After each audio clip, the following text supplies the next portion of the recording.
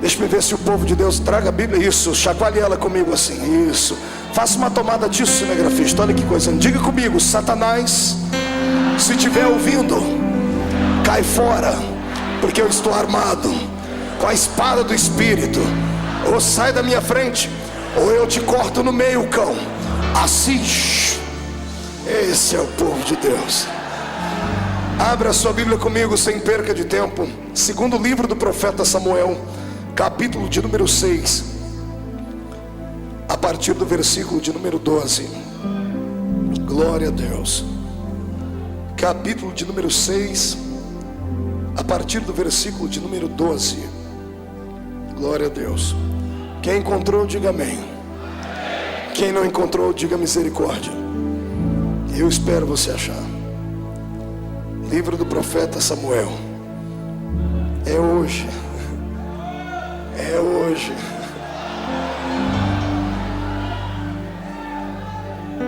Está escrito assim: então avisaram a Davi dizendo: abençoou o Senhor a casa de Obed-edom e tudo quanto tem por amor da arca de Deus. Foi pois Davi e trouxe a arca de Deus para cima da casa de Obed-edom, à cidade de Davi, com alegria. E sucedeu que quando os que levavam a arca do Senhor tinham dado 6 passos, sacrificava ele bois e carneiros cevados. E Davi saltava com todas as suas forças diante do Senhor. E estava Davi cingido de um éfode de linho. Assim subindo, levavam Davi a todo o Israel a arca do Senhor com júbilo e ao som das trombetas. E sucedeu que, entrando a arca do Senhor na cidade de Davi, Mical, filha de Saul, estava olhando pela janela, e vendo o rei Davi, que ia bailando e saltando diante do Senhor, ela o desprezou no seu coração. E introduzindo a arca do Senhor, a puseram no seu lugar na tenda de Davi, que Davi havia lhe armado. E ofereceu Davi holocaustos e ofertas pacíficas perante o Senhor. E acabando Davi de oferecer os holocaustos e ofertas pacíficas, abençoou o povo em nome do Senhor dos exércitos, e repartiu a todo o povo e a toda a multidão de Israel, desde os homens até as mulheres, a cada um bolo de pão, um bom pedaço de carne, um frasco de vinho. E então foi-se todo o povo, cada um para sua casa. E voltando Davi para abençoar a sua casa, Mical, filha de Saul, saiu a encontrar-se com Davi e disse: quão honrado foi o rei de Israel, descobrindo-se hoje aos olhos das servas dos seus servos, como sem vergonha se descobre qualquer dos vadios. Disse, porém, Davi a Mical: perante o Senhor, que me escolheu a mim antes do que a teu pai e a toda a sua casa, mandando-me que fosse chefe sobre todo o povo do Senhor, sobre Israel, perante o Senhor me tenho me alegrado. E ainda mais do que isto, me envelhecerei e me humilharei aos meus olhos, e das servas de quem falastes, delas serei honrado. E Mical, filha de Saul, não teve filhos até o dia da sua morte. Feche a Bíblia, coloque no banco, coloque na cadeira, pegue na mão da pessoa mais perfumada do seu lado. Isso, atravesse a faixa de Gaza, pegue na mão da pessoa que está do outro lado. E se não tiver ninguém aí tão perfumado assim, vai tendo paciência, né? Vamos orar para que o cheiro de Cristo desça sobre nós aqui hoje. Aperte a mão do seu irmão com carinho até ele falar aleluia. Pentecostal que não faz barulho está com defeito de fabricação, mas veio ao lugar certo, veio à olaria de Deus. O Senhor hoje vai te colocar em ritmo de aventura pentecostal. Feche os olhos e vamos orar. Pai das luzes, nós te glorificamos e te exaltamos. Te glorificamos porque o Senhor é eterno, o Senhor é grande. Não há nada e não há ninguém maior do que a sua presença. Estamos aqui nesta noite para honrar-te, para celebrar ao Senhor, para saltar e bailar perante o Deus que fez os céus e a terra. Eu gostaria que nesta noite, ó Pai, enquanto eu ministro a sua palavra, o seu povo se sinta na liberdade de tocar o seu coração com júbilo, com alegria. E antes que eu comece a ministrar a sua palavra, eu faço aqui os 2 pedidos que costumeiramente faço. O primeiro é esse, que ao redor da Assembleia de Deus do Bom Retiro, aqui em São Paulo, num raio de 5 quilômetros quadrados, Onde houver um demônio com espírito de bombeiro, eu dou a estes demônios 5 segundos para se mudarem da capital paulista, porque se não sumirem, serão queimados pelo poder da glória do Senhor, que vai trepidar sobre esta igreja. Eu ainda te faço, ó Deus, um segundo pedido. Se ainda tenho crédito no céu contigo como pregoeiro da sua palavra, abre a porta do seu palácio sobre esta igreja agora, e manda do céu para a terra uma comitiva angelical. Eu quero anjos da categoria dos serafins aqui, meu Pai. A palavra serafim significa aquele que arde em fogo. Portanto, eu quero 8 anjos de fogo aqui neste lugar agora, que eles comecem a esparramar brasas tiradas do seu altar, e onde houver um crente batizado com o Espírito Santo, renova ele agora.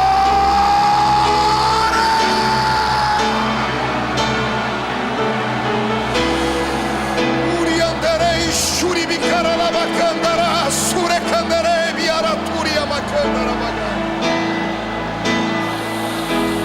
mirenderele suri toroba shiribicandere korobalabaga ramanaga suri andarabaga dimandarabasu dimarashondarabase mandaraga surabaga surabaga.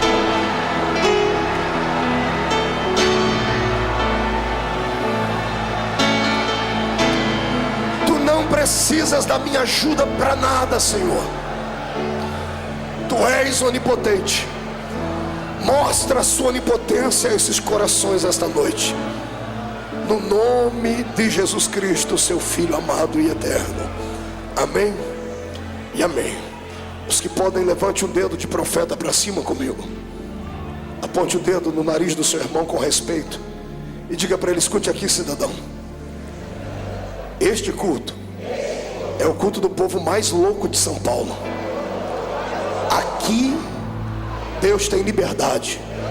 Então não se escandalize se você perceber que eu entrei no reteté de Jesus. Amém? Quem crê nisso, dê um grito de glória a Deus. Aplauda Jesus. Aleluia. Tome o seu assento. Glória a Deus.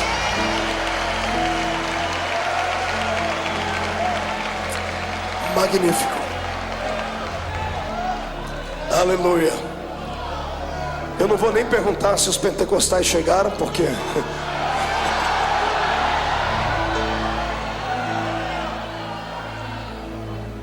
eu acredito que será tanta unção nessa noite, que se o diabo ficar rondando muito perto, ele vai acabar esquecendo que é diabo, e até ele vai dar glória a Deus com a gente aqui. Glória a Deus. Santos, noiva do Cordeiro, amados em Cristo Jesus, simpatizantes da fé pentecostal, amigos do Evangelho, candidatos e eleitos, estamos aqui hoje diante de um texto lindo e maravilhoso, de um texto antigo, mas de um texto muito atualizado. Vamos falar hoje um pouquinho acerca da intimidade que um homem chamado Davi tinha com o seu Deus. Muitas pessoas ficam sempre perguntando e perscrutando a vida das pessoas de sucesso para tentar aprender com elas como ter sucesso. Eu vou lhe apresentar hoje não uma biografia, porque quem sou eu para aqui extinguir tudo acerca de Davi, mas eu quero falar aqui hoje para você aquilo que eu, dentro de uma visão abençoada e carismática, vejo o porquê Deus amava tanto esse rapaz. Davi era um homem que não era comum. O seu espírito era um espírito de adorador. Ele era o menor da sua casa diante dos olhos dos homens, mas diante de Deus ele era um grande guerreiro. Quando o profeta Samuel, imbuído pela missão de levantar um rei em Israel, um rei agora não escolhido por homens, mas escolhido por Deus, o Senhor deu a ele endereço: vá até a casa de Jessé o belemita, porque dentre os filhos dele tenho me provido de um rei. Quando Samuel, que já tinha experiências com Deus, já havia feito milagres, já havia condecorado homens com a unção de rei, ele entra pela casa do grande ou pequeno homem Jessé e observa que os filhos dele eram filhos bonitos, belos, aviltados, com porte atlético, verdadeiros guerreiros e soldados. E quando ele ficou encantado pela aparência física dos filhos de Jessé, quando ele queria verter o óleo da unção sobre a cabeça deles, todos conhecem a história, o Espírito Santo o reprovava e dizia: não é este. E ele salta para o outro e também o Espírito diz: não é este. E ele salta para o outro e o Espírito diz: também não é este. E quando ele fica vendido entre os pensamentos, ele olha e já não há mais filhos dentro da casa. E então ele olha para o pai e diz assim: porventura acabaram os mancebos na sua família? Terminaram seus filhos? O pai teve que se esforçar um pouquinho para se lembrar do pequeno menino que estava cheirando ovelhas no meio do pasto. O pai deve ter se lembrado e por dentro deve ter dado uma bela gargalhada. Eu tenho um filho, sim, é o menor de todos, tem um gentil aspecto. Alguns dizem que ele era ruivo. E ele fica lá no meio das ovelhas, mas ele não é muito certo da cabeça não, porque depois que ele termina de pastorear as ovelhas, ele fez um instrumento lá que ele chama de harpa. E ele começa a dedilhar aquilo e começa a cantar sozinho, olhando para o céu, como se fosse um louco, um fanático.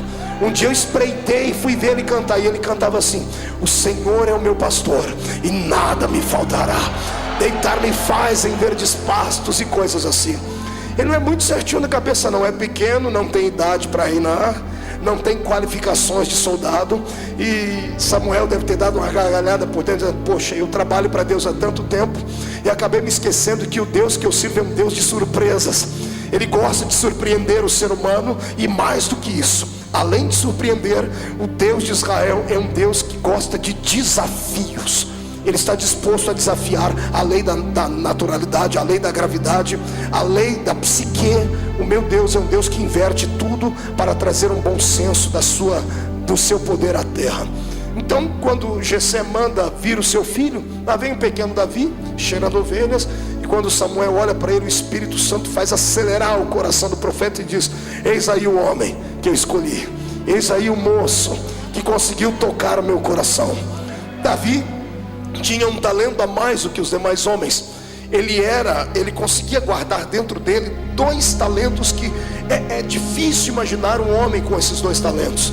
Ele não era apenas um poeta, ele também era um guerreiro. É difícil um guerreiro ser poeta. É aquela frase daquele filme muito antigo, né? Os brutos também amam.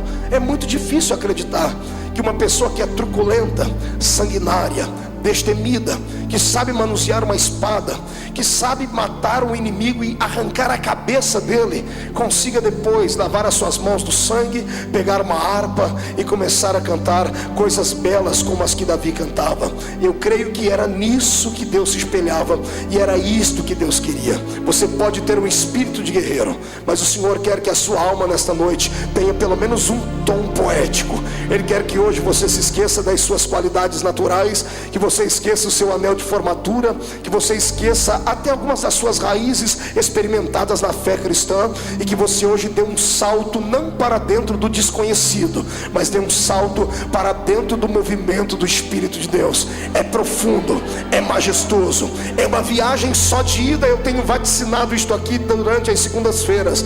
Se você não gosta deste movimento, se você tem dúvidas acerca dele, é melhor não ficar no nosso meio, porque assim como a frieza pega, o fogo pega mais rápido. É perigoso você sair daqui pior do que a gente.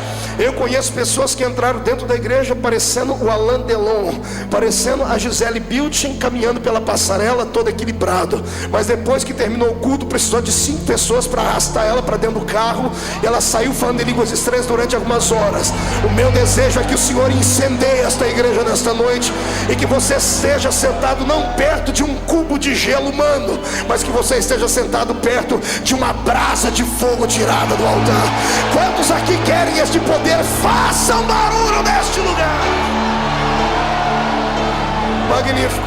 Pois bem, quando eu abro a minha Bíblia aqui neste livro de Samuel, no texto em apreço, eu estou diante de um texto que dá medo, diante de um texto que vai provocar emoções fortes na sua vida. Estou diante de um homem que era rei. Diga comigo, rei. Diga para o seu irmão, não era súdito. Diga, não era ralé. Diga, não era um reles mortal. Diga, não era um servo. Diga, era rei. Diga com R maiúsculo. Foi ordenado rei. Diga ao seu irmão, ordenado rei, porque o próprio Deus escolheu. Então agora prepare e aperte o cinto, porque vamos decolar aqui. Nós vamos aprender com este rei o que é que nós devemos fazer quando sentimos a presença do Todo-Poderoso. Vamos aprender com ele o que é que nós devemos expressar quando Deus está presente no ambiente. Ele lutou, ele batalhou muito para que o seu ministério fosse alicerçado, para que o seu reino fosse reconhecido. Ele enfrentou a ira de Saul.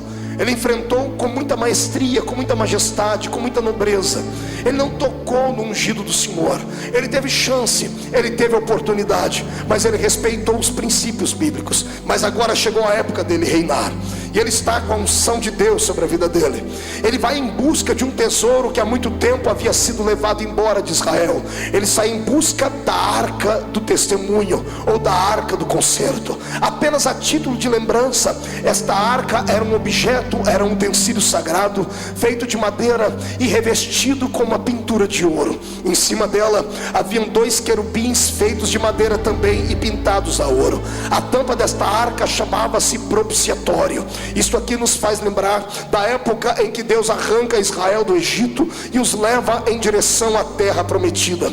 No meio do caminho, Israel tinha dificuldades em adorar a Deus, porque passaram muito tempo dentro do Egito, centenas de anos, e acabaram com seu espírito acostumados a adorar um Deus que eles podiam ver.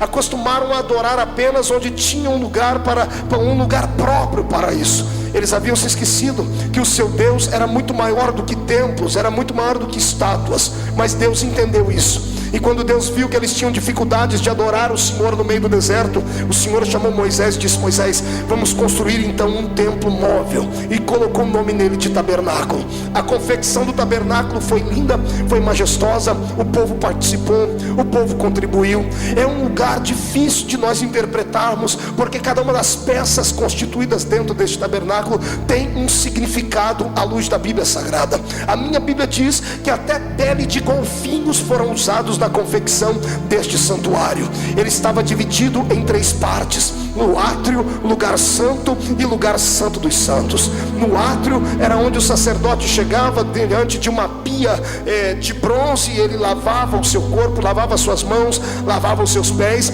e partia para o lugar santo, onde ele deveria imolar um animal, o cordeiro, que significaria o perdão para o pecado de todo o povo.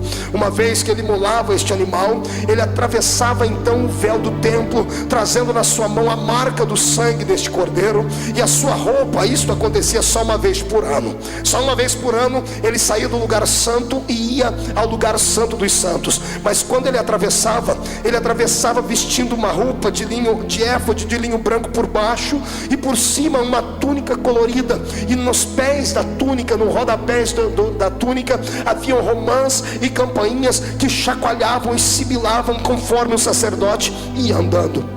Uma vez por ano ele atravessava aquele véu do templo, que pesava 1 tonelada, e precisava de uma junta de bois para arrastá-lo. E quando ele entrava dentro daquele lugar, a nação de Israel toda ficava do lado de fora, observando e prontos para ouvir aquilo que Deus falaria, ou para ver aquilo que Deus faria.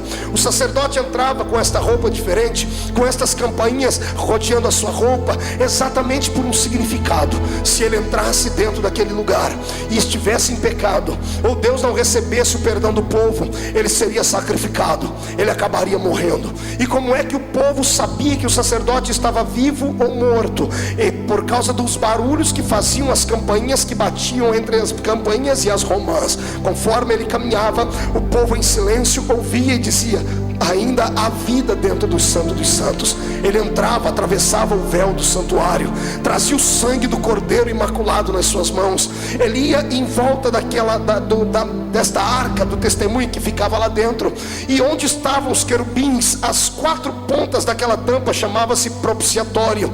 Ele tinha que pegar o sangue e aspergir sobre as 4 pontas daquele altar. Conforme ele banhava as 4 pontas daquela arca, melhor dizendo, daquele propiciatório, santuário, ele deixava ali a marca do sangue do animal que era puro ou tido como puro, e ele erguia suas mãos para o céu e em silêncio orava, dizendo ao seu espírito: Deus, perdoa a nação de Israel. Duas coisas poderiam acontecer. Primeira, Deus poderia não receber o sacrifício e fulminar o sacerdote. Em outro texto diz que caminhava, quando ele entrava dentro daquele santuário, uma cordinha vinha amarrada à sua cintura e ficava pelo lado de fora, porque nenhum homem comum podia entrar dentro do santuário, no Santo dos Santos. Caso ele morresse e não houvesse vida, as pessoas o arrastariam para fora e passariam um ano inteiro atormentados, atribulados, com o coração pequenino e sentindo dores. Deus ficava em cima do Santo dos Santos, sentado na nuvem chamada Shekinah. Quando o sacerdote erguia as mãos com o sangue do animal para cima, o Senhor olhava para baixo e via que o propiciatório, que era a arca do testemunho, que falava da aliança que Deus havia feito com Israel, estava banhada com sangue. O Senhor já havia sentido o perfume do holocausto queimado no lugar santo. Então Deus ficava de pé naquela nuvem, estendia as mãos sobre aquele lugar, e a nuvem começava a trovejar, a nuvem começava a relampejar, porque a presença de Deus, ela vem através, é claro que de uma brisa, como na caverna de Elias, mas todas as vezes que ela vem trazendo vitória, ela vem em forma de relâmpagos e de trovões. Eu abro um parênteses para dizer que a fé pentecostal é alicerçada nisso. Quando temos um culto alegre e sentimos a presença de Deus, o Senhor começa a trovejar sobre nós a sua glória. O povo que estava do lado de fora, com temor, abaixavam-se e ficavam em silêncio, e quando a nuvem se levantava, o povo parava para ouvir se haveria algum barulho lá dentro, porque poderia ser que a nuvem deveria ter descido para matar o sacerdote. Então todas as pessoas atentas esticavam seu ouvido para ver se havia algum tipo de barulho. E depois que o sacerdote passava por aquela êxtase espiritual, imagine você estar dentro de um lugar fechado e a nuvem da glória de Deus descer sobre você naquele lugar. Depois que ele respirava e via que ele estava vivo, então ele começava a caminhar. Cada vez que ele dava um passo, as campainhas iam batendo naquelas romãs que estavam no pé. Cada vez que fazia um barulho, um judeu do lado de fora dizia assim: eu estou ouvindo barulho. E o povo parava para ouvir. Eu também, eu estou ouvindo barulho. Mais de 2.710.000 judeus do lado de fora esperando perdão. Quando a notícia esparramava, 2.700.000 pessoas gritavam: o sacerdote está vivo, porque ouvimos o seu barulho. O sacerdote está vivo, é sinal de que o Senhor nos perdoou. O sacerdote saía cambaleando daquele lugar por causa da glória do Senhor, atravessava o lugar santo dos santos, passava pelo lugar santo, ia até o átrio, e quando chegava na porta do átrio, ele estendia as mãos ensanguentadas ainda e dizia: paz e perdão sobre Israel. A história dos judeus diz que quem estava doente era curado, quem estava triste se alegrava, e haveria um ano de prosperidade naquele lugar. Quando eu falo dessas coisas, eu traço aqui um paralelo com a minha vida e a sua. A minha Bíblia diz no livro de Apocalipse que tanto eu quanto você somos sacerdotes do Rei Jesus. Se há sacerdote aqui, eu quero convocar estes sacerdotes para ver se há barulho na vida dele. O que tem de sacerdote aí que a campainha não faz mais barulho, porque perdeu a intimidade, perdeu a comunhão, perdeu a experiência com Deus. Mas eu estou ouvindo sacerdotes que estão vivos, enquanto houver línguas estranhas nos seus lábios e brado de adoração na sua boca, Satanás vai ter que beijar a lona, porque a força desta igreja está no poder do seu Deus. Aleluia.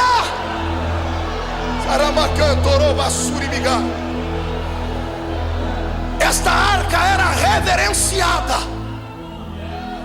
era respeitada, porque dentro dela iam 3 utensílios sagrados reconhecidos, e o quarto eu recebi por revelação. 3 utensílios reconhecidos: as tábuas da lei, a vara de Arão que havia florescido e o maná. Mas o maná era colocado dentro de um pote de ouro. Quase ninguém fala sobre a explicação do pote de ouro. Quando esta arca estava dentro de Israel, trazia uma segurança para todo o povo, dizendo: se a arca está presente, o Deus da arca também está. Se o Deus da arca está presente, a lei é verdadeira. Se o Deus da arca está presente, a vara de Arão que floresceu trazendo a simplicidade do sacerdócio é real. Se a arca está presente, o maná, que fala do alimento que sai da boca de Deus para o seu povo, também é real. Mas quando Davi cercou Israel para ser o seu rei, a minha Bíblia diz que a arca estava fora de lá. A arca havia sido roubada. Toda vez que um líder peca contra Deus, a arca pagava o preço por isso. Todas as vezes que um homem deixava de fazer aquilo que Deus queria que fizesse e partisse para fases de promiscuidade, deixavam de adorar a Deus na simplicidade. Todas as vezes que um sacerdote transformava o seu ministério em profissão, esta arca era arrancada de Israel.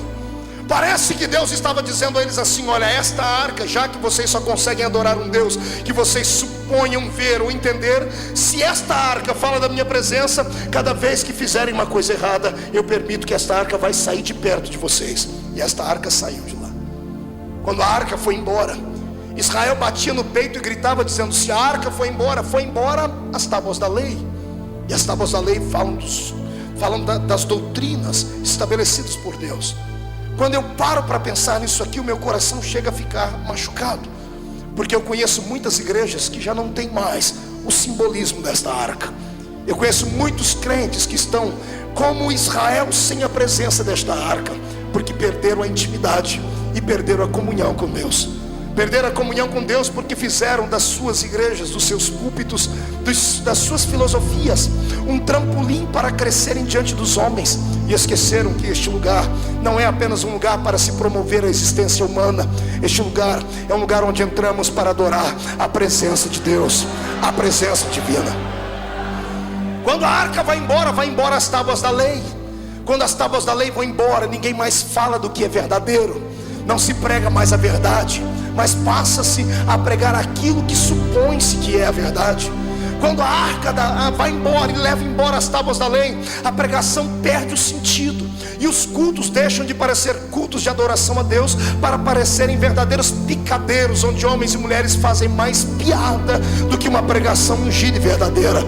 Quando as tábuas da lei vão embora, o povo perde a noção de que só podemos adorar a um Deus, e o povo começa a adorar bezerros de ouro, começam a levantar imagens, começam a levantar ídolos. Quantas igrejas que você conhece por aí que cultos já não são mais cultos, são verdadeiros shows, onde se mostra a performance humana, onde se mostra os atributos humanos, e ninguém mais repassa esta glória para Deus. Eu quero hoje vaticinar como profeta que igreja verdadeira tem que ter a arca dentro dela. Se a arca está lá dentro, a palavra é pregada com veracidade, doa quem doer, custe a quem custar. Eu sei que falar a verdade às vezes incorre numa palavra em que você vai acabar perdendo pessoas que às vezes têm dinheiro, que às vezes têm influência, mas que não têm compromisso com Deus. E eu quero dizer a você que a igreja não é movida a anel de formatura, não é movida a milhares e milhares de reais. O Senhor prefere meia dúzia de viúvas dando dinheiro de órfão, dando R$1, mas cheias do Espírito Santo, alegres, agraciadas, do que pessoas descompromissadas com a verdade. Quando a arca de Deus vai embora, o povo fica cego, deixam de adorar ao verdadeiro Deus e fazem da igreja muitas coisas que ela não é. Algumas pessoas entram na igreja e pensam que na placa lá fora está escrito assim: banco, onde você pode conseguir todas as possibilidades da sua vida. Pregam um evangelho barateado e prostituído neste planeta. Eu já vi igrejas dentro desta capital que pregam um evangelho que é vertido apenas para dinheiro. O céu deles é um céu nesta terra. Eles não conhecem a Bíblia, porque o apóstolo Pedro deixou escrito aqui que o homem que espera em Cristo só nesta vida é o mais miserável de todos os homens. Ou seja, se você serve a Deus apenas por aquilo que Ele pode te dar na terra, você é um miserável. Jesus não quer que você siga Ele por aquilo que Ele pode te dar. Ele quer que você o ama por aquilo que Ele já te deu. Ele te deu o nome escrito no céu, Ele perdoou o seu pecado, Ele trouxe existência dentro da sua vida. Mas quando a arca vai embora, a palavra da verdade é arrancada. E o que eu quero dizer a vocês essa noite é o que o meu coração sente. 3 palavras foram arrancadas do vocabulário dos pregadores do século 21: pecado, justiça e juízo. Ninguém mais tem coragem de pregar essas coisas. Querem um evangelho light, querem um evangelho banalizado, querem um evangelho onde vale tudo, vale até homem dançar com homem, mulher com mulher. Me perdoe, eu não vim aqui massagear o seu ouvido, vim aqui como profeta para te falar que sem a presença de Deus nada funciona. Se você pode acreditar nisso, levante a mão para cima e glorifique ao Rei.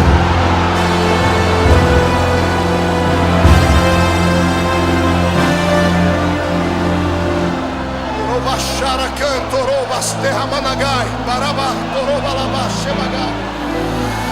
E mandere suricanda labagai. Levante as tuas mãos, Deus.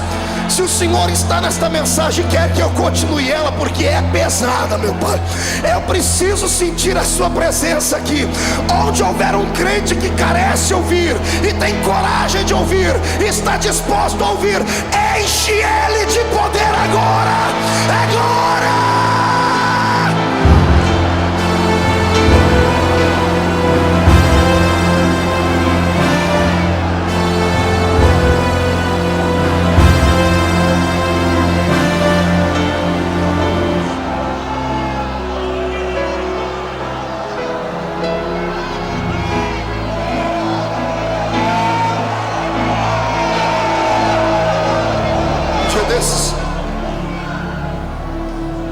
Me sentei com algumas pessoas importantes, alguns obreiros que são muito conhecidos nesse país, e eles disseram assim: Marco, você tem 31 anos de idade, o Senhor te colocou num lugar de destaque nessa nação, você tem um mundo aberto para você.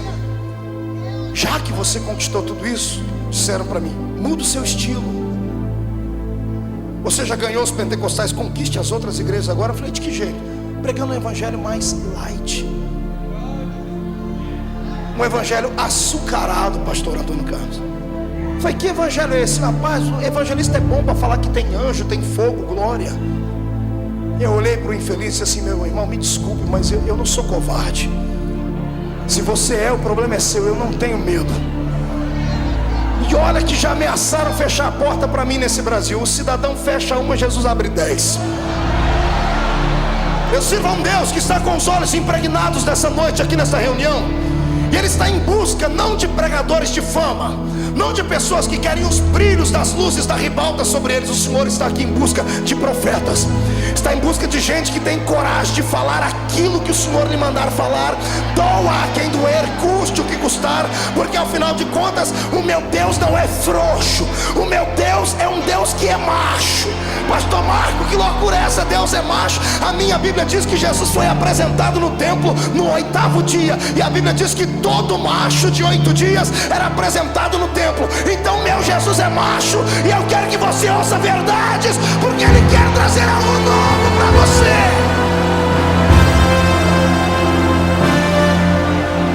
Quando vai embora a arca, vai embora as tábuas da lei. Junto com as tábuas da lei, vai embora a vara de Arão que floresceu, que fala da simplicidade da fé. Hoje a situação é tão melindrosa que nós temos os grupos dentro da igreja. Nós temos a igreja para elite, temos a igreja para classe média, temos a igreja para ralé. Alguns grupos, alguns não podem entrar, são clãs fechados. E eu não consigo enxergar isso na Bíblia Sagrada. A minha Bíblia diz que todos eram um em Cristo. Talvez seja por isso que o Espírito Santo tem dificuldade de operar numa igreja como a nossa. Você já percebeu? Um dali sente a presença, de lá não. O dali falta virar cambalhota, o outro está com o nariz comprido, feio, parecendo que foi batizado num pó de vinagre. Sabe por quê? Os pensamentos não batem. Eu sou um apologista da fé pentecostal, pago um preço por isso, mas eu amo. E o que tem de gente que atribui essa fé pentecostal só à pobreza? Eles acham que só igreja pobre, pastor Rubinho, faz barulho. Eles acham que só gente que só tem 2 dentes na boca, um para doer e o outro para abrir garrafa, é que sente a presença de Deus. Eles acham que é só gente que usa chinelinha havaiana que pode entrar na presença do Pai. Eu quero dizer a esses infelizes que não conhecem a Bíblia Sagrada, que o Espírito Santo, Ele opera onde há um coração aberto. Se você for doutor e deixar Ele vai entrar e vai fazer um auê na sua existência também. O que o Espírito busca são pessoas sensíveis. Sabe o que é sensibilidade? Sensibilidade não é algo que se tem ou que se conquista aqui. Sensibilidade é algo que se conquista aqui. O Senhor quer hoje tomar o seu coração na mão dEle, porque Ele quer devolver para você a glória que te foi levada, a glória que te foi roubada, a glória que te foi vilipendiada. O Senhor quer devolver à igreja os talentos do passado. Mas para isso nós temos que batalhar para a arca voltar. Mas como se não há simplicidade entre nós? Se a nossa fé está sendo vituperada, se a nossa fé tem sido de certa forma banalizada, como nós podemos amar a Cristo sabendo que nós fazemos uma distinção entre homens e homens dentro da igreja, entre irmãos e irmãos? Eu já vi isso, cansei de ver isso.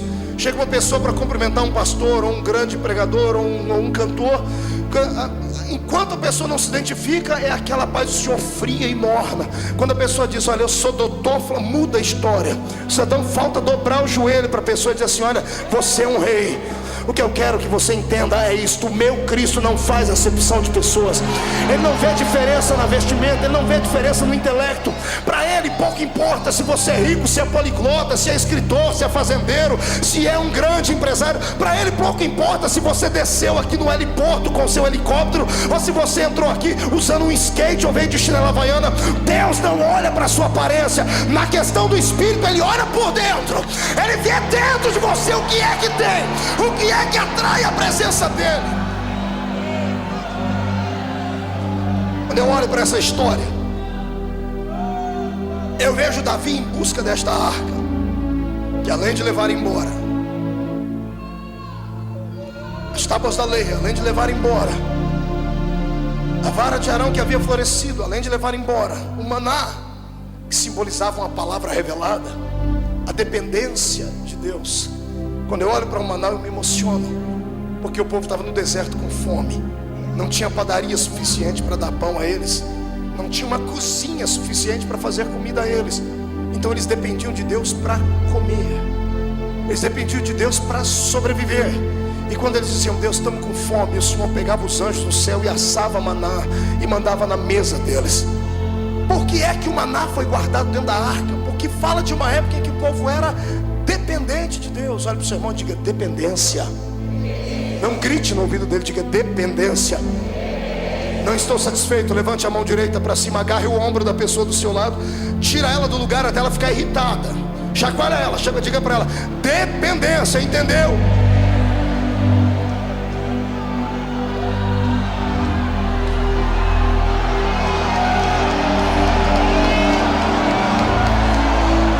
Sai da frente, Satanás, estamos em guerra.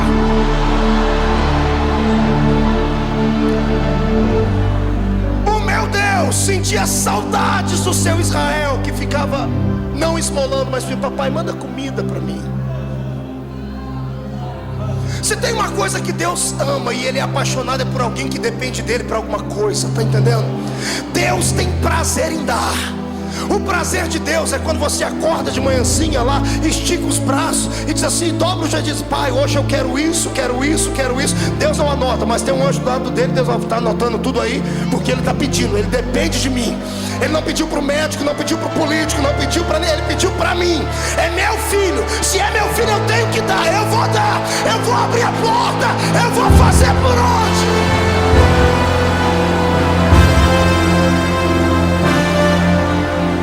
Quando a arca vai embora a dependência. Tiramos a dependência da vertical, colocamos a dependência na horizontal.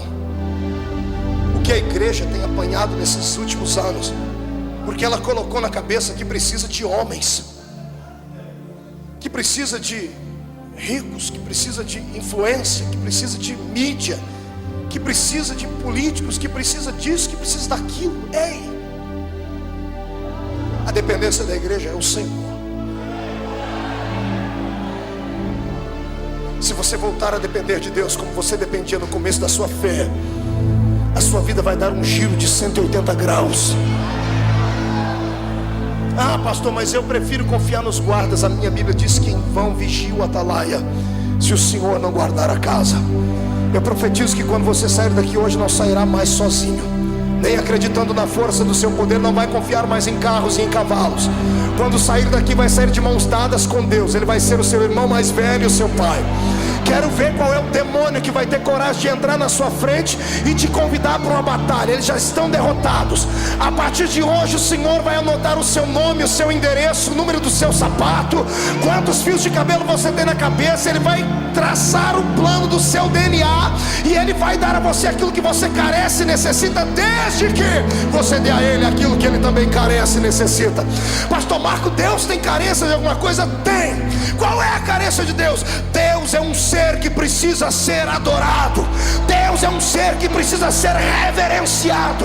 Quer tocar Deus? Não precisa jejuar 30, 40, 50 dias. Quer tocar Deus? O meu Deus não é igual a sua apodrecida, ou desculpe, a sua parecida, meu amigo, que para você agradá-la tem que colocar uma cruz nos ombros e caminhar 1 milhão de quilômetros. Não, para agradar a Deus você não precisa de sangue de galinha preta, de urucubaca, de trevo de 4 folhas, de milho debaixo do joelho. Para adorar a Deus você precisa apenas ter coragem de ficar de pé num culto como esse e dar um grito de glória para adorá-lo.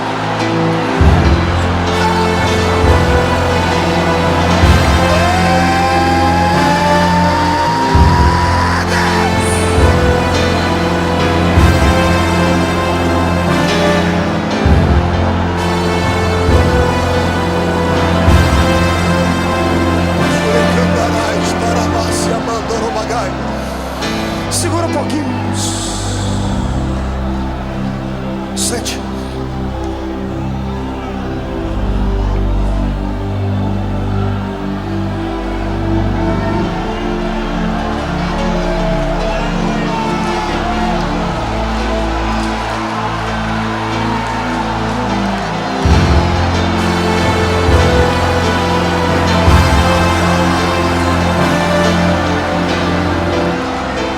Não se assuste não, é a unção que estava em Davi, está descendo aqui. Sai da frente, Satanás, queremos adorar.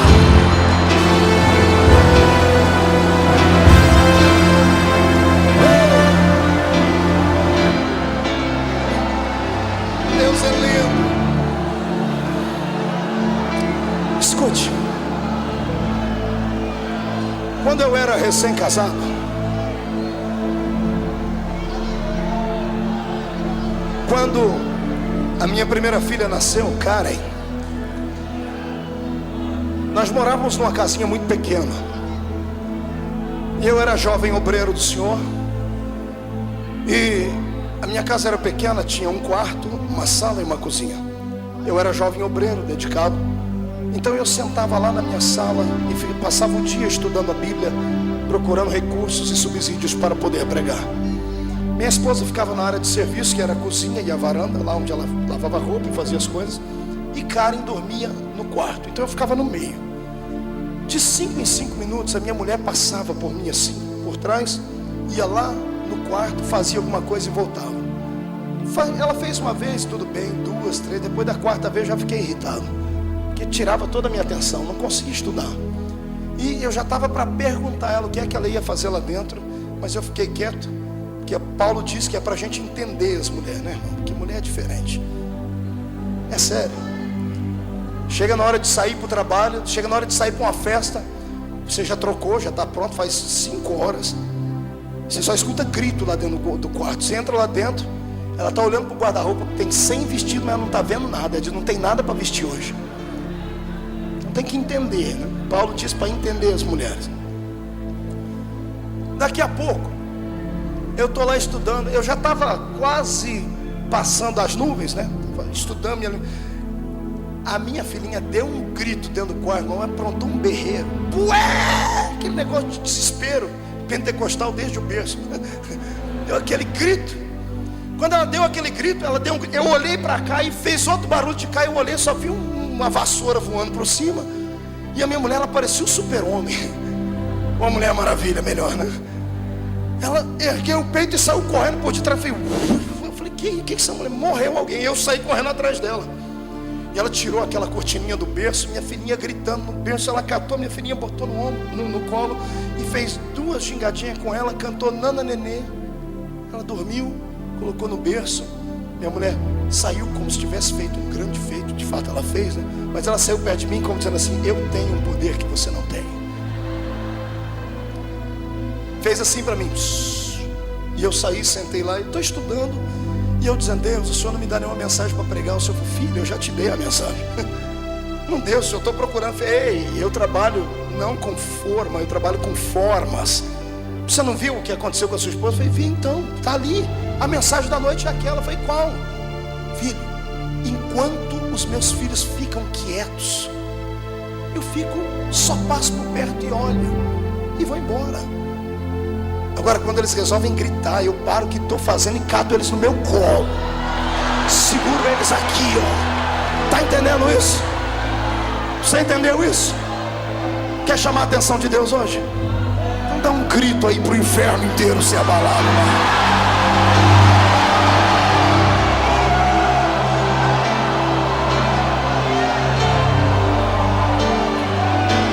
Vamos para o texto. Esta arca, que era majestosa e falava da presença de Deus em Israel, havia sido roubada. Anos a fio longe de Israel. E Davi, quando foi entronizado como rei, teve coragem de ir até onde esta arca estava e trazê-la de volta para Israel. E ele conseguiu, depois de uma grande batalha, ele trouxe a arca para Israel. Só que no meio do caminho, lá não devia ter telefone celular, né? Mas tinha outra coisa que chamava molecular. Tinha um moleque que saía correndo para contar as coisas. Era o que levava o correio. Davi chegou: avisa Mical que eu consegui a arca e eu estou voltando para casa. O moleque vai correndo. Daqui a pouco ele recebe outra notícia de Mical e ele volta. Davi, a rainha mandou dizer que ela vai preparar uma festa de pompa, uma festa de gala, uma festa digna de um grande rei. Tá aí, ela falou, ela deu as coordenadas. Aqui, o senhor tem que vestir a roupa de rei, colocar a sua coroa, preparar os seus guerreiros aí, todos eles têm que estar limpos, perfumados, todos eles bem vestidos. Os portas-bandeiras vão na frente, alguns vão segurando a arca, vão assim, tudo bem formado, tudo bem, porque ela está convidando generais de todo Israel para assistir esta festividade solene. Imagino Davi dizendo: eu não sou bom com esse negócio, eu sou da roça. Mas ela é cheia, é filha de príncipe, filha de rei, princesa, tem cheio desses negócios de não me toques. Davi recebeu a ordem e ele colocou a roupa de rei, colocou a coroa. Seus cavaleiros estavam todos belos. Pela primeira vez na vida tomaram banho, os abençoados. Depois você lê lá sobre a caverna de Adulão, você vai ver quem eram os guerreiros dele. Então ele entrando dentro de Israel, porta-bandeira segurando a bandeira lá em cima, a arca vai na frente. Quando a arca passa pelos portões de Jerusalém, o rei que estava em cima da arca, lá dentro as pessoas vestindo roupas brancas, com folhinhas na mão, abanando. Um grupo bem bonitinho cantando uma música dos anos 50, dos Beatles. Estão num canto ali cantando alguma coisa. Tá todo mundo ali, a rainha está em cima da sacada da janela, olhando, dizendo assim: que lindo, ficou tudo perfeito. A festa vai ficar na memória, vai sair nas manchetes dos jornais. A festa mais organizada do Oriente. Quando Davi passa pela fortaleza de Jerusalém, e ele olha para aquela arca, ele tira o olhar da arca e olha para o povo. E quando ele olha para o povo, ele sente o que Deus sentia. Ele vê que aquele povo precisava não de um rei, não precisavam de glamour nem de festa, eles precisavam da presença de Deus. A arca era o símbolo da presença de Deus. Quando Davi viu a arca entrando por dentro dos portões de Jerusalém, ele lembrou de todas as histórias que contaram para ele, que sacerdotes com a arca dos ombros pisaram dentro de um rio e o rio se abriu. Homens com a arca na frente venceram exércitos, atravessaram grandes muralhas, eles fizeram grandes feitos. E quando ele lembra das histórias que ele ouviu acerca da arca, sabe o que o rei faz? Ele pula de cima do cavalo, ele pega a coroa e dá para alguém segurar. Ele tira a roupa de rei, a indumentária real colorida, e ele fica só com uma roupa branca de éfode, de linho. A minha Bíblia diz que ele se despiu, ele ficou quase nu. E sabe o que ele fez? Chocou, ele escandalizou. O rei, que tinha que ter postura e compostura, desce do cavalo e ele começa a correr em volta da arca. Só que ele não está correndo. A minha Bíblia diz que ele começa a bailar, ele começa a dançar. Ninguém está entendendo nada. Devia ter algum músico por lá, deve ter tirado algum tipo de música, começou a tocar algum tipo de instrumento, e Davi começa a bailar ao redor da arca. vai bailando e vai cantando: o Senhor é o meu pastor, nada me faltará. Deitar-me faz em verdes pastos, guia-me mansamente às águas tranquilas, refrigera minha alma. Ele vai dançando e vai gritando e vai tocando o coração de Deus. Eu imagino Deus se esquivando do seu trono e ficando de pé, chamando os anjos, assim: venham cá, seres angelicais. Foi para aquilo que eu fiz o ser humano, foi exatamente para aquilo que eu criei o ser humano. É por isso que aquele moço ali é um homem segundo o meu coração. Ele esqueceu a posição, que esqueceu a postura, deixou de lado o anel de formatura, deixou de lado os conhecidos, os príncipes, deixou de lado a sua majestade e enalteceu a minha majestade. Ele é rei, mas eu sou o Senhor. Eu sou o Rei dos reis e Senhor dos senhores. Sabe o que eu acho lindo? Algumas pessoas chamam de costume, eu chamo de liberdade de adoração. Em algumas igrejas não se pode bater palma, não se tem o costume de adorar a Deus de pé. Quando eu vejo a multidão aqui ficar de pé, eu sinto que são homens e mulheres sensíveis. Qual é o ser humano que tem a sua inteligência aguçada, que percebe que o rei está passando e vai ficar sentado para ver? Todas as vezes que um rei chega no ambiente, os súditos ou ficam de pé ou se jogam de joelho no chão, mas eles têm atitude de adorador.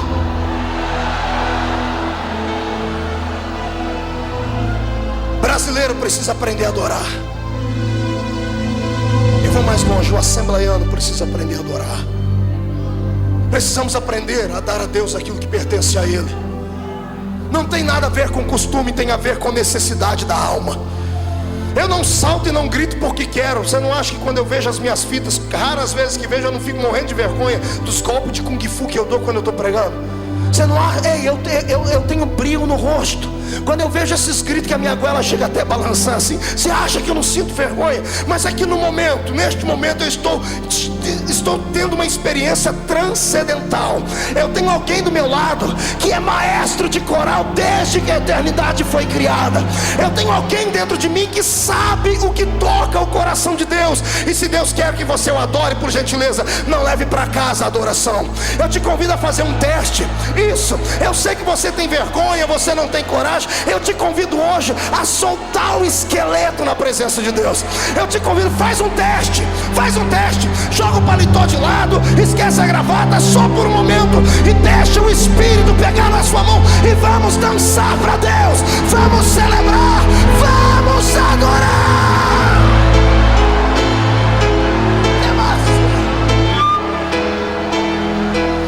Você não sabe o que você perde quando está no culto e fica em silêncio por muito tempo.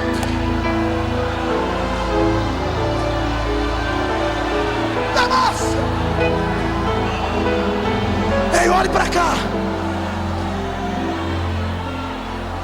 Não estou dizendo que o culto não tem que ser racional. Sim,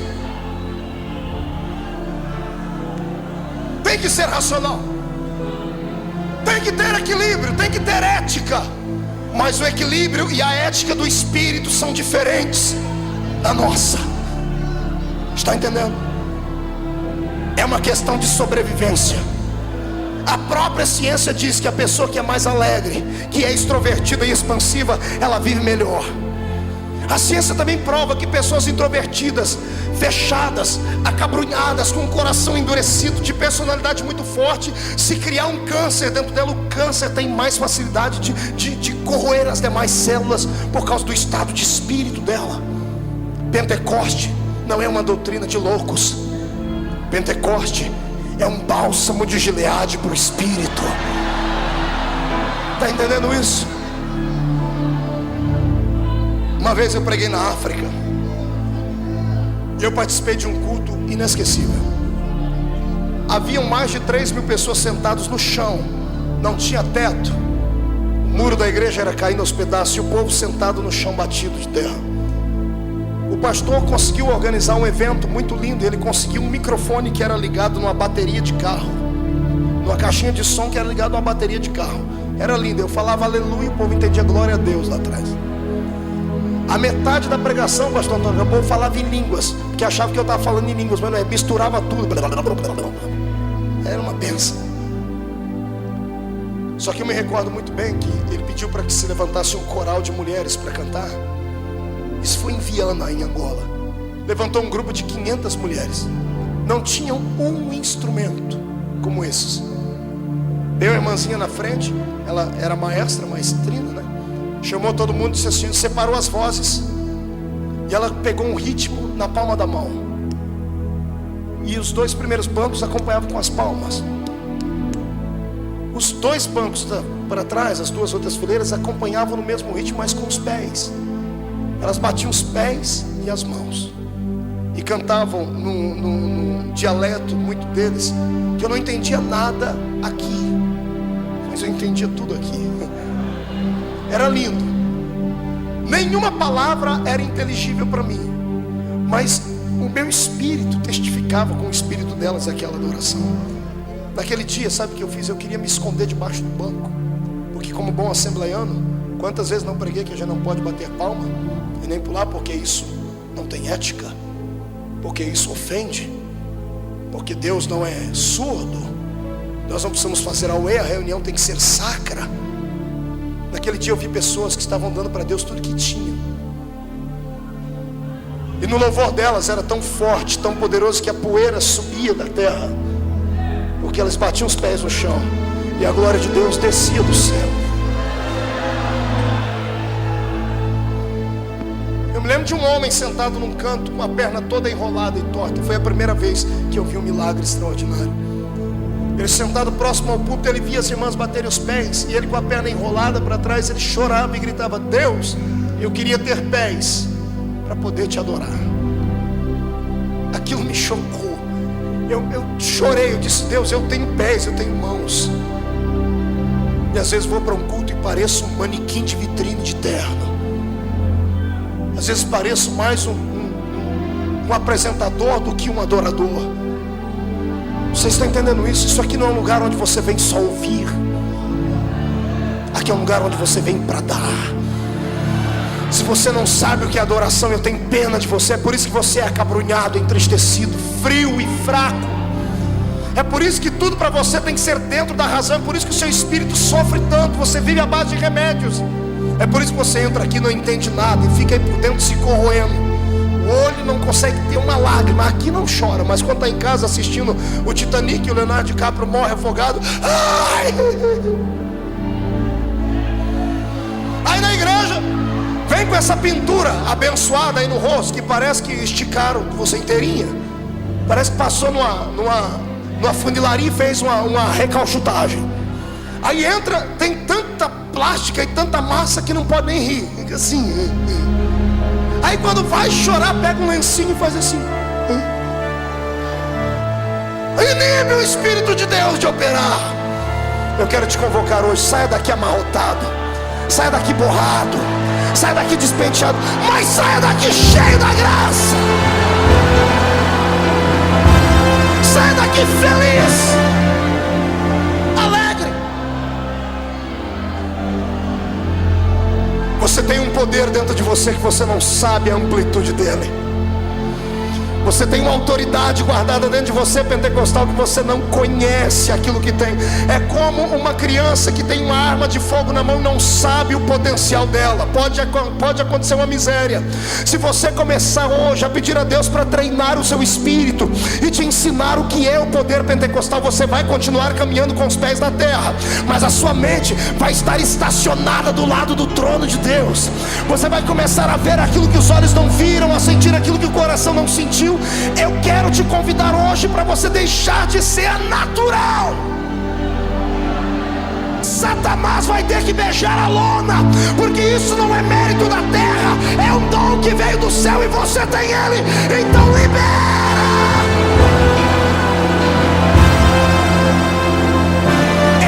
Eu quero dizer a você que este poder pentecostal não pode ser comprimido. não pode ficar ajustado a questões naturais. O Espírito Santo não está sujeito a homens. Ele é Deus, na sua totalidade Ele é Deus. Se o homem acreditar, ele continua sendo Deus. Se não acreditar, Ele ainda é Deus. E quando Ele resolve soprar, e é o que está acontecendo aqui nas segundas-feiras, o Espírito resolveu soprar, e eu quero ver quem é que vai fazer o vento dele voltar para trás. Quem é que vai fazer? Ele vai continuar soprando na sua vida. Levante a mão para cima, bata no peito, bata até fazer barulho. Olha para a pessoa do lado e diga assim: eu não sei você. Diga: eu sei que é meio estranho, mas parece que é real. Diga: funcionou com aquele que está no púlpito. Diga: vai funcionar com a gente. Diga para ele: em nome de Jesus, aqui dentro de mim tem uma brasa de fogo. Diga: me ajuda a não apagá-la. Diga: Senhor, me ajuda a deixar ela acesa. Então, pelo amor de Deus, incendeia ela. Abre a sua boca, adora. Adora de pé, adora sentado, adora correndo, adora, adora, adora. Deixa Ele te tomar.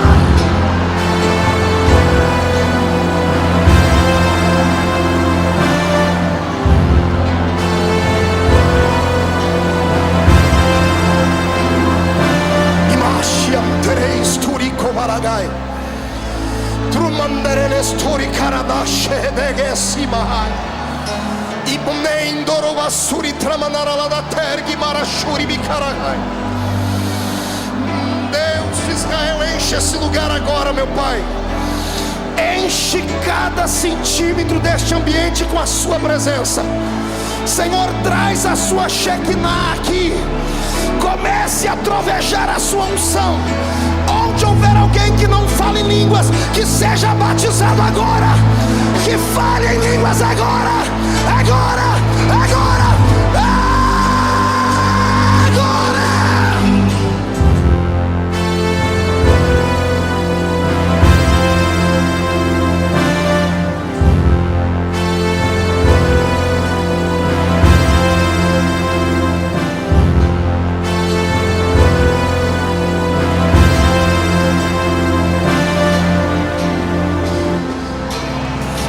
Davi, baila, Davi. A arca está voltando, adore a dele. Sente mais um pouquinho, vou terminar.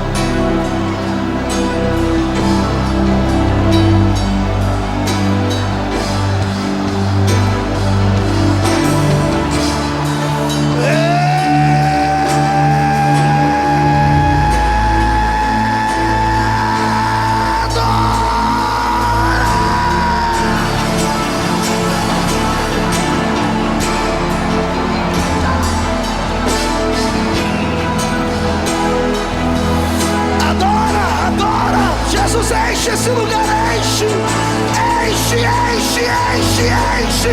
Queima com o seu poder, queima, queima, queima, mas queima agora.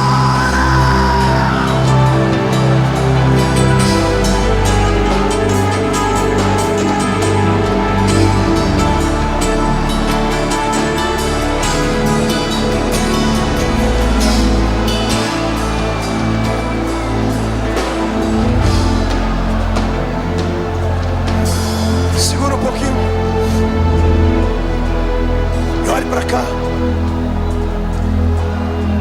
E quando alguém te acusar de emocionalismo barato,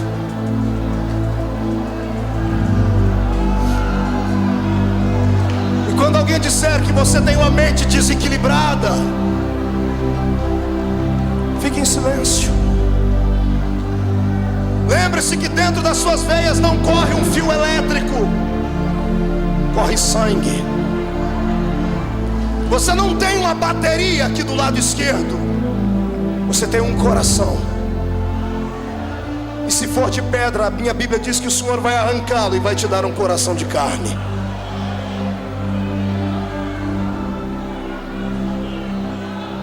Davi dançou, Davi bailou,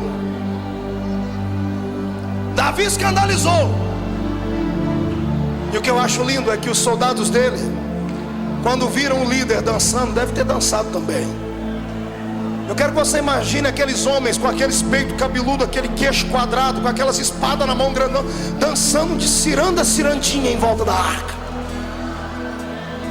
Mical estava quase tendo um ataque em cima da janela. Eu tenho medo de crente que fica em cima da janela. O meu Deus não quer que ninguém fique em cima da janela. Pergunte para mim por quê. Eu não ouvi. Porque quem está em cima da janela não dá para entender se ele está dentro ou se ele está fora. Não dá para entender se ele está olhando para dentro ou se ele está olhando para fora. É um lugar duvidoso. Se você é um crente morno, a minha Bíblia diz que Jesus disse que é capaz dele te vomitar. Ou você é frio ou você é quente. Se for morno, o Senhor vai te vomitar da boca dele. Então é melhor você agora deixar incendiar, porque não dá mais para ir para casa. Se desse tempo, você iria assistir a Senhora do Destino, mas o meu Senhor resolveu mudar o seu destino nessa noite. Eu quero profetizar que o reino do poder de Deus, que é poder pentecostal, vai incendiar São Paulo.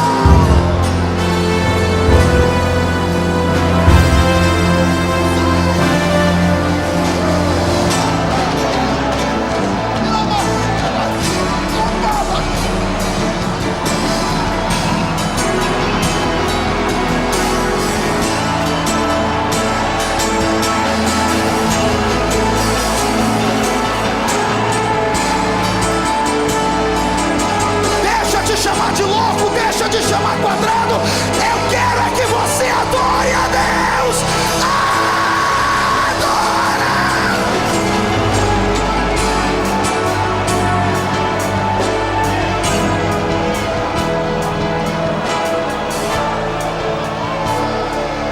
Fique de pé, agarre a mão do seu irmão.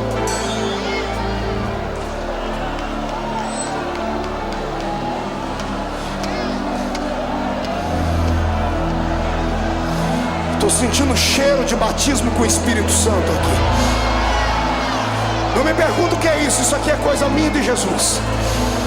Apenas creia.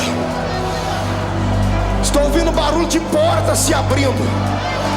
Portas que estavam enferrujadas estão sendo expostas à abertura nessa noite. Grilhões de religião que prendiam seu espírito vão ser quebrados. Eu quero que a sua alma toque o coração de Deus. Deixa Deus te usar. Deixa.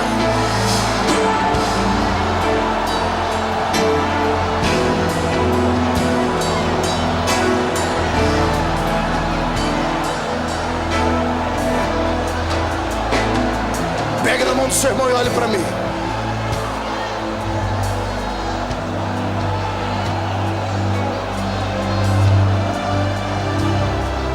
O preço para se ter essa unção, para se ter esse poder, é a rejeição.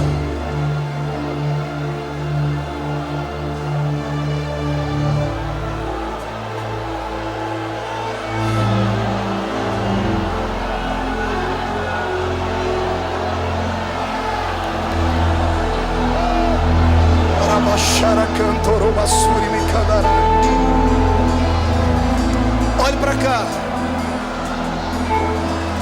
Aperte a mão do irmão e segure.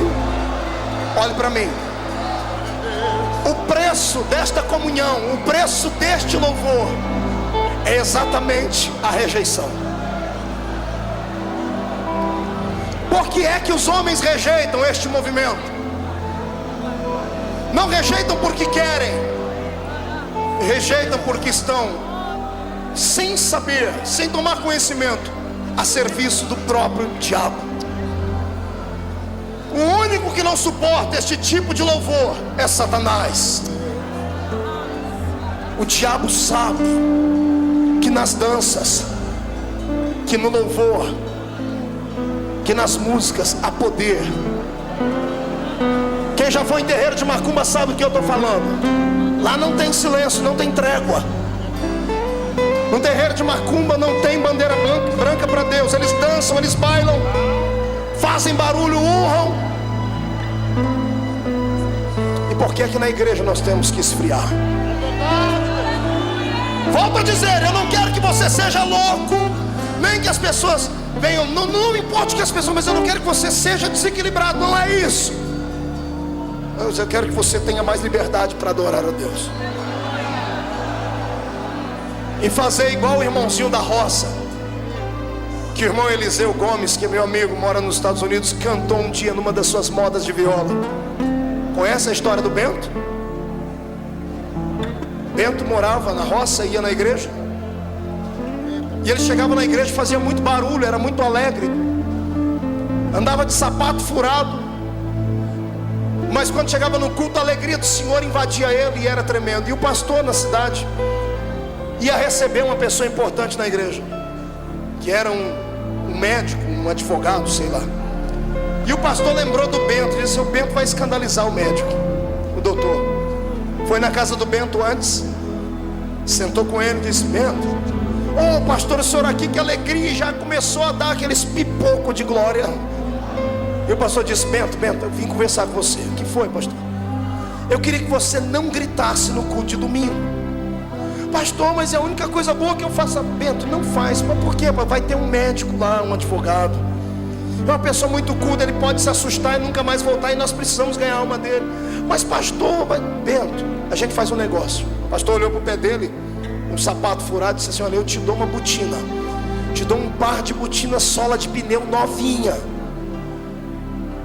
Se você ficar até o fim do culto em silêncio, sem dar os seus gritos, eu te dou a botina. Combinado? Pastor, eu quero uma botina. Então, combinado? Combinado. Foi para o culto. O doutor chegou, e chegou também os crentes alegres.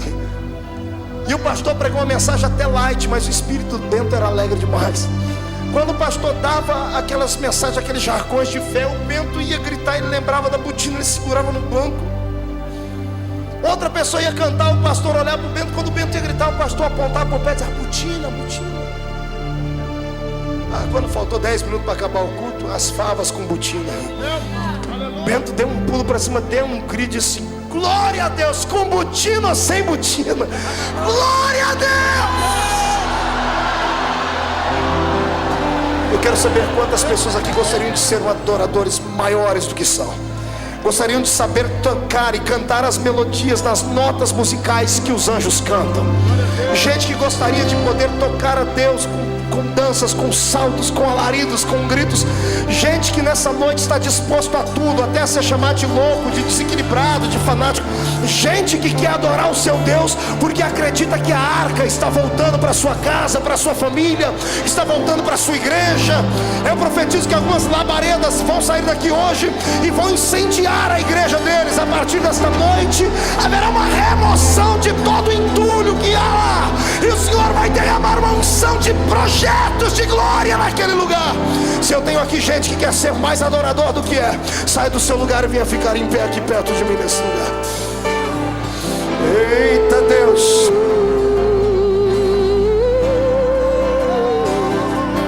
vem adorador.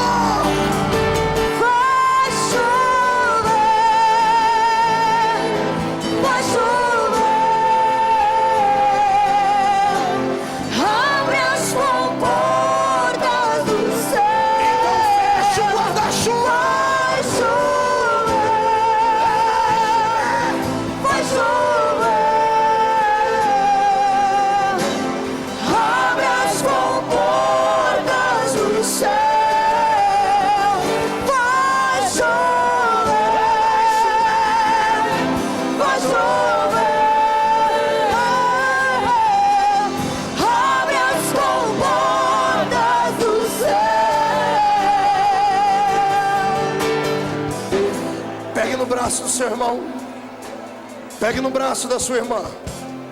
Não é na mão, é no braço mesmo.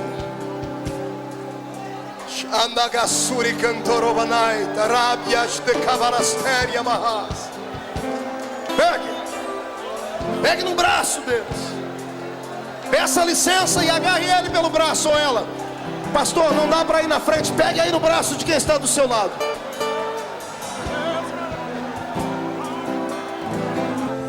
Eu disse a Jesus que eu gostaria que nessa noite acontecesse aqui nessa igreja, na mesma intensidade do que aconteceu lá no cenáculo no dia de Pentecoste. Eu pedi a Deus que Ele derramasse sobre esta igreja hoje uma unção de fogo e glória, mas uma unção que será inquestionável. Eu pedi a Deus que pessoas sentissem tanto a presença dEle aqui hoje, que elas tivessem dificuldades de sair daqui para ir para dentro do carro delas. Para você saber que esse poder é real, ele não é natural, ele é real, ele é verdadeiro. Eu já vou avisar para ninguém se assustar. Aqueles que já falam em línguas, se preparem, porque serão impactados. Vão receber dom de orar em outros idiomas. Aqueles que não são batizados com o Espírito Santo serão batizados. Aqueles que têm mais sensibilidade serão arrebatados. Ei, Deus, ore comigo e diga assim: Deus,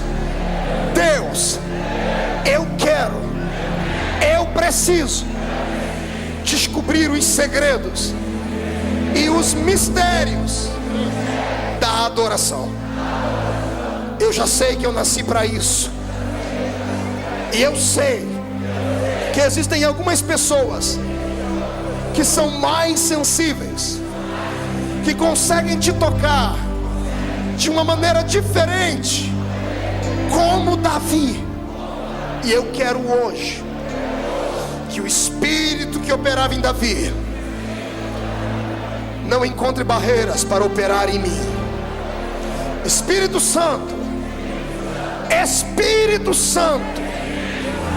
eu quero hoje sentir uma unção concreta, pesada. Eu quero que o meu corpo reaja. Eu quero sentir a sua presença como eu nunca antes senti. O quanto for possível, um ser humano sentir a presença de Deus. Eu me candidato agora. Eu te desafio a soprar sobre mim o vento do Pentecoste. Mas não sopra uma brisa, sopra um furacão. E não importa se eu vou pular, se eu vou gritar, se eu vou ser arrebatado, se eu vou profetizar, não importa. Eu só vou ficar satisfeito se eu sentir a sua presença aqui. Como profeta de Deus desta noite, eu profetizo agora que as comportas do céu estão escancaradas sobre a Assembleia de Deus do Bom Retiro. E onde houver um crente que deseja que ele receba poder até ficar embriagado, agora,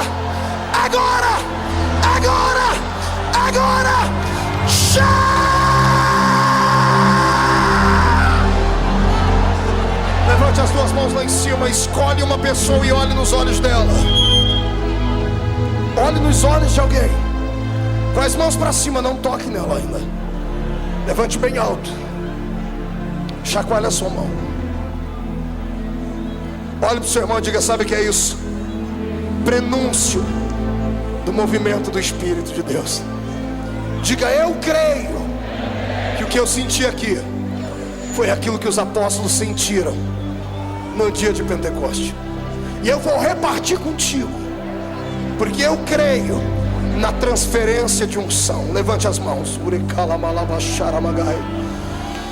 Eu quero uma unção de operação de maravilhas nas palmas das mãos erguidas, Papai do céu. Onde eles colocarem a mão deles agora, o Senhor vai operar com milagres e sinais. Abrace alguém que está na sua frente. Abrace ele, abrace ela. Abrace. Diga para ele: seja cheio do poder. Aleluia! Além do